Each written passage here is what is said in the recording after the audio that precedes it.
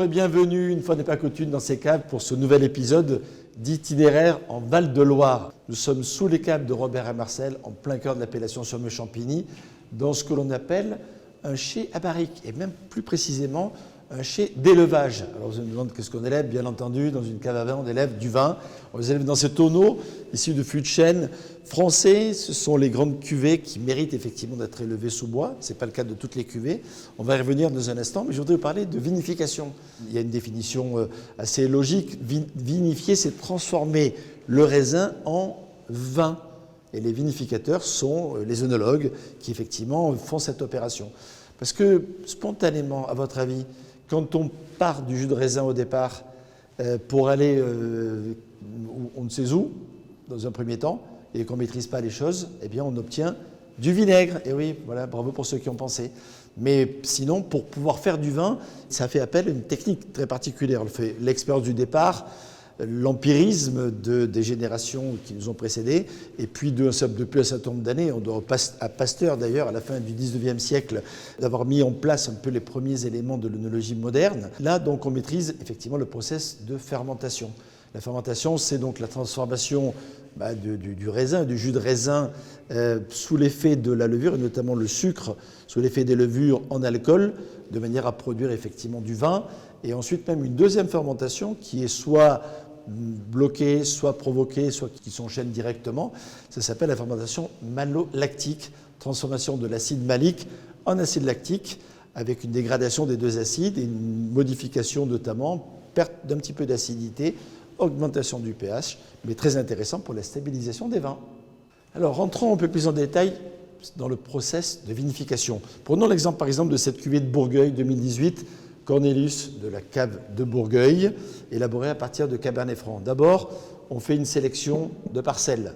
On va juger de la maturité du raisin, et ça c'est important. Avant, on croquait le raisin, on se disait tiens, il est mûr, on va bien. Aujourd'hui, on fait plus des analyses un peu plus précises et on va chercher plus la maturité phénolique, c'est-à-dire non seulement la concentration en sucre et la perte de l'acidité, mais également la maturité des peaux et des pépins pour qu'effectivement on évite le côté un peu végétal, notamment lorsqu'on a affaire à un cépage qui est peut-être sensible à ça, dans son expression aromatique et gustative, que le Cabernet Franc.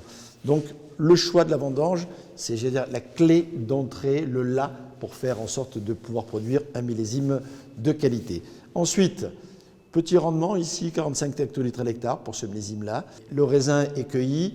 S'il y a besoin d'être trié, il est trié. Ensuite, le raisin, pour la vinification rouge, on l'encuve, ça s'appelle comme ça, on met le raisin dans la cuve.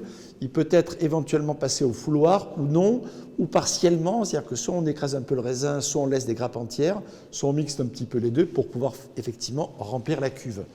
Quand la cuve est remplie, en une vingtaine de jours, sous l'effet des levures, des températures qui aussi sont favorables, le vin va fermenter. Voilà, vous avez bien retenu la leçon.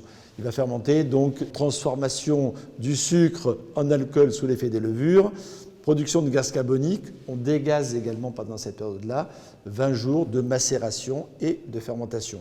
Une fois que cette première étape extrêmement importante est maîtrisée, eh bien, on va égoutter pour faire ce qu'on appelle récupérer le jus de goutte, où on va presser, dans les fameux presseurs que vous connaissez, qui circulent dans les caves, et qui permettent d'avoir effectivement le jus de presse. L'assemblage des deux permet effectivement d'obtenir une cuvée.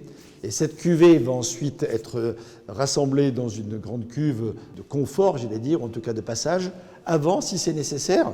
Et par exemple, pour ce vin-là, c'est 12 mois ensuite d'élevage, dans une cave d'élevage de cette sorte-là, dans des fûts de chêne français, pendant 12 mois. Une partie seulement, ici c'est 15% de chêne neuf, ça veut dire que le reste ce sont des fûts qui ne sont pas du tout abîmés au bout d'un an, 2 ans, 3 ans. À partir du moment où on les entretient, c'est extrêmement utile également, parce que le bois dans le vin, c'est intéressant, mais il ne faut pas que le vin soit trop boisé. En fonction de la matière première, on va choisir une chauffe différente, on va choisir un boisé plus ou moins marqué, et ce qui va apporter des arômes ou des sensations très particulières au vin.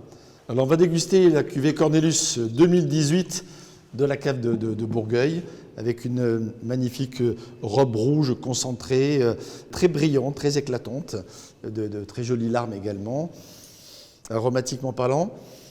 C'est un vin qui est juteux, on sent bien la matière, le côté raisin mûr, un peu solaire, avec des arômes qui sont l'évocation à la fois de notes florales, un petit peu épicées.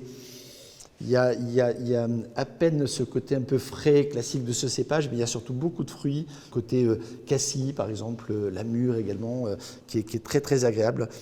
Et puis un boisé délicat, qui permet effectivement notamment de juger de la qualité de l'élevage en bois, les fameux 12 mois dont j'ai parlé, mais également de la capacité de ce style de vin justement à vivre avec cette oxygénation sous bois.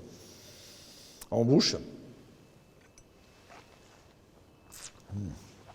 c'est un vin qui a une jolie entrée en bouche, il y a du pulpeux, et ensuite il y a une jolie fraîcheur, avec des tanins élégants et frais justement, très désaltérants, très salivaires.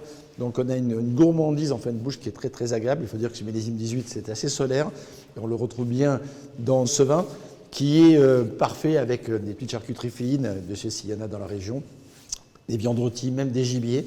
Et parmi le plat que j'adore avec ce style de vin, une épaule d'agneau confite par exemple, ça serait pas mal du tout.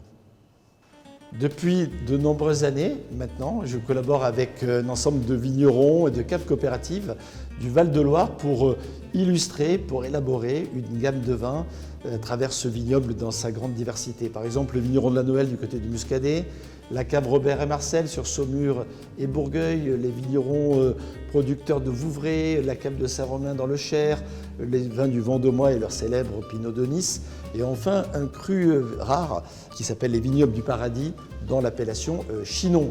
L'ensemble fait une gamme cohérente de vins à la fois effervescents, de vins blancs dans la diversité des cépages et de vins rouges à la fois gourmands et pour certains de garde.